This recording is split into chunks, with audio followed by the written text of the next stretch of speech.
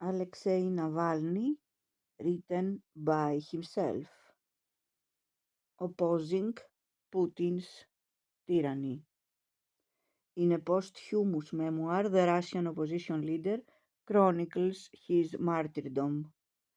3.5 years before Alexei Navalny was murdered by Vladimir Putin, he was very nearly killed by him, and he described the feeling of sliding into oblivion. "It's all lies, what they say," he wrote.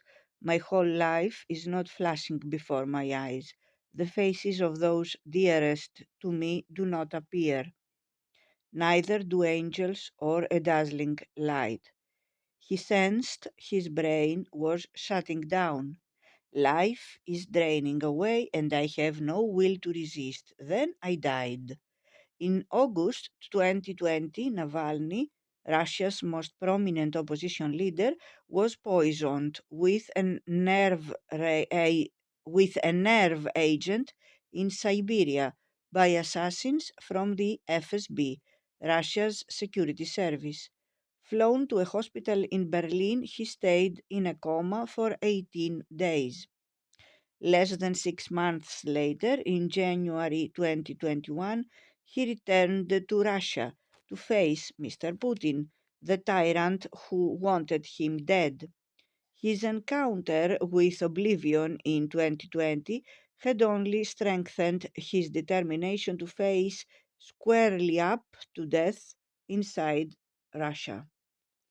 To your correspondent, who sat 2 rows behind Navalny on that flight, one thing was clear: Navalny's return to Moscow was more than a physical journey.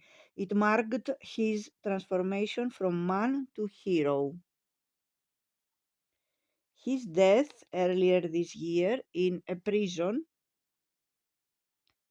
above the Arctic Circle enhanced that reputation. Now his book, Patriot, creates a record that will last. It has been published in 22 languages, including Russian.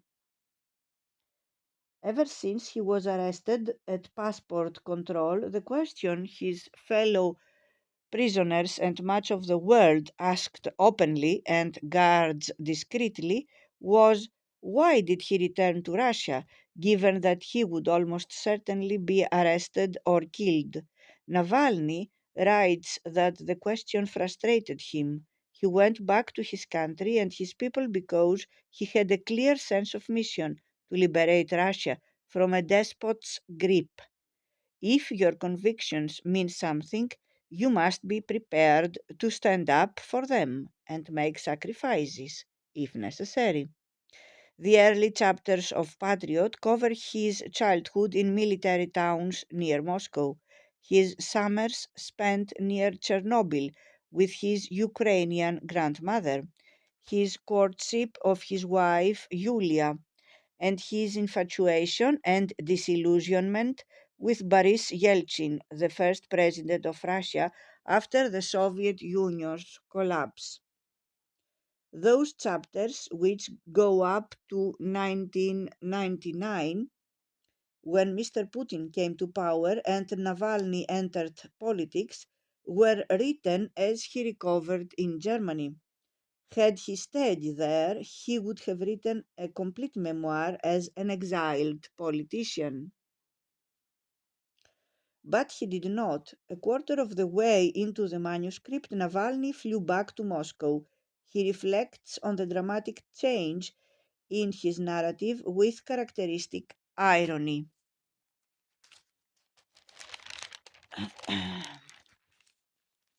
It is traditional in fiction to write something along the lines of "the smooth flow of my narrative is disrupted at this point by such and such event." The remaining three-quarters of the text was written in prison. Guards tried to intercept the notes he passed from his cell and arrested 3 of his lawyers. They limited his access to pen and paper to 90 minutes a day.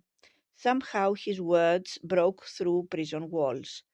Patriot carries echoes of works by political prisoners in Russia and elsewhere, much like Fyodor Dostoevsky's The House of the Dead, 1862, Alexander Solzhenitsyn's The Gulag Archipelago, 1973, and Martin Luther King's Letter from Birmingham Jail, 1963. Patriot transcends its place and time. Its value lies not in what it tells you about the cruelties of Mr. Putin's regime, but in what it reveals about the human spirit. Yet, in its intensity and colloquial style, Navalny's book is best understood as a 21st century counterpart to one of the most important texts in Russian literature, the life of the archpriest Avakum, written by himself. Avakum was a 17th century cleric and religious dissident who defended his faith. He was twice banished, imprisoned in Siberia, and eventually executed by being burned alive.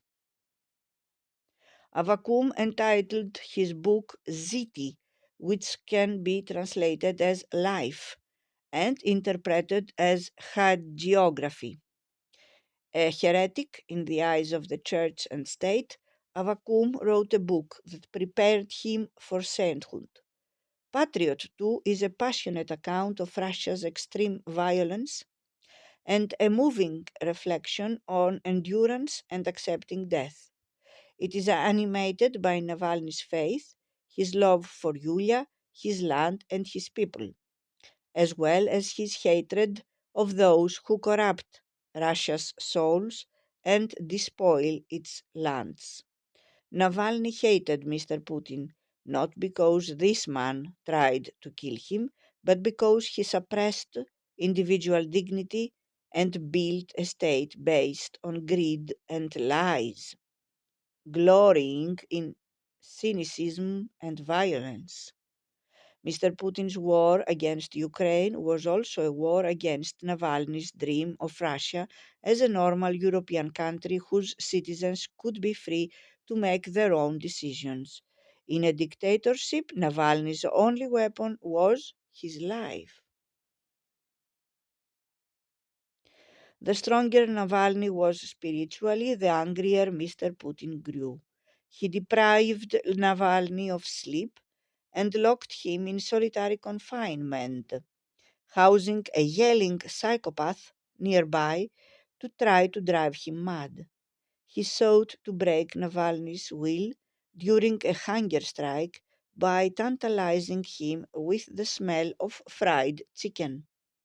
Prison is the best place to improve your stamina, Navalny wrote in December 2023.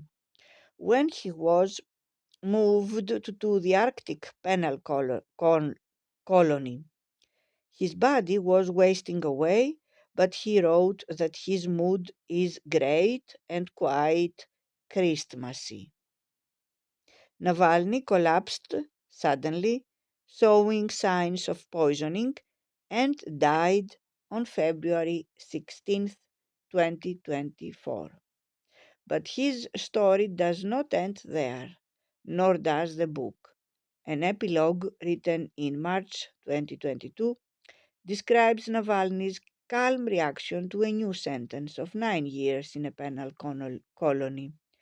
I knew from the outset that I would be imprisoned for life, either for the rest of my life or until the end of the life of this regime.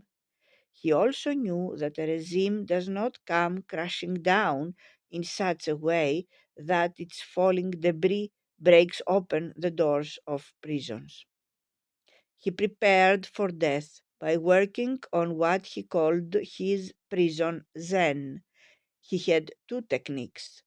One was to imagine the worst thing that could happen and accept it, skipping the stages of denial, anger, and bargaining.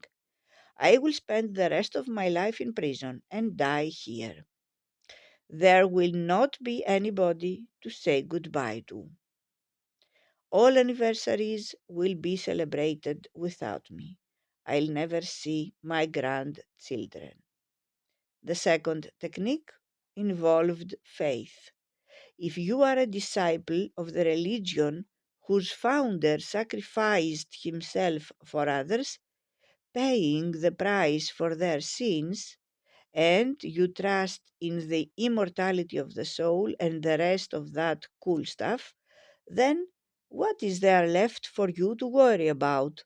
He remained a devoted Christian until the end and trusted that good old Jesus and the rest of his family won't let me down and will sort out all my headaches. As they say in prison here, they will take my punches for me.